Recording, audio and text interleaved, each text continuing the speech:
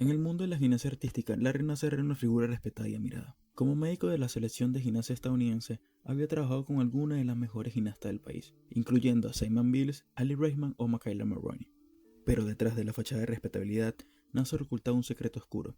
Durante décadas, había estado abusando sexualmente de cientos de jóvenes atletas, utilizando su posición de poder y confianza para manipular y explotar a sus víctimas.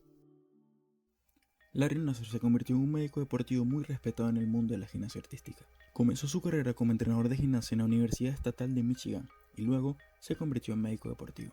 Su experiencia y su capacidad para tratar lesiones complejas lo llevaron a ser contratado por la Federación Deportiva Estadounidense para la Gimnasia como médico del equipo nacional. Después de convertirse en un médico deportivo respetado, Nassar comenzó a usar de su posición de poder para cometer sus crímenes. Según las investigaciones, su primera víctima conocida fue una gimnasta llamada Christine Harrison, quien fue abusada por este en 1994 cuando tan solo tenía 16 años. La estrategia de Nassar para llevar a cabo sus abusos era muy calculada. Solía usar de sus víctimas bajo la apariencia de realizar tratamientos médicos como masajes o ajustes óseos. Utilizaba su posición de poder y autoridad y su conocimiento médico para hacer que las gimnastas se sintieran cómodas con sus toques y manipulaciones. Además, este se ganaba la confianza de sus víctimas mediante la manipulación emocional. Les hacía sentir que era su amigo y su confidente, y que estaba allí para ayudarlas. Gracias a eso, podía hacer que sus víctimas se sintieran culpables o avergonzadas de lo que había sucedido. Les hacía sentir que si hablaban sobre el abuso, podrían dañar su reputación o las de su familia. Y ya que a menudo eran jóvenes que estaban allí bajo su cuidado, utilizaba dicha posición para mantenerlas en silencio.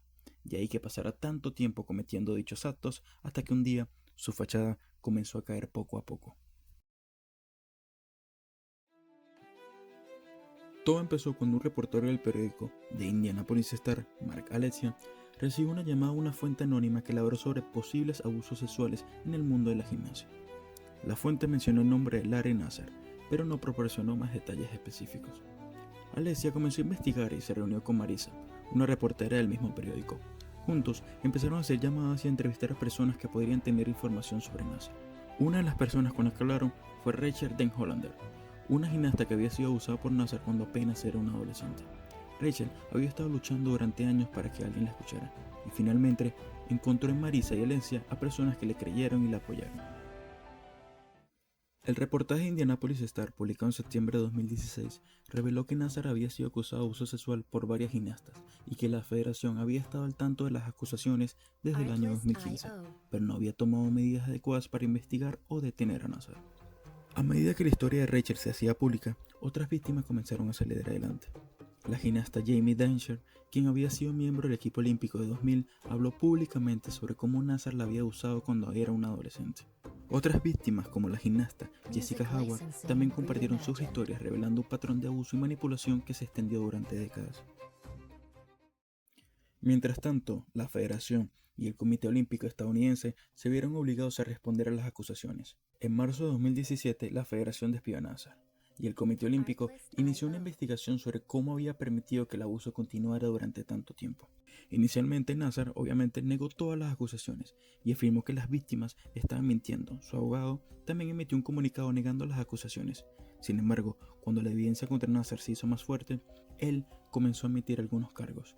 En noviembre del año 2017, Nassar se declaró culpable de posesión de pornografía infantil y en diciembre de ese año se declaró culpable de 7 cargos de abuso sexual en Michigan. En enero del año 2018, Nassar fue condenado entre 40 y 175 años de prisión por sus crímenes.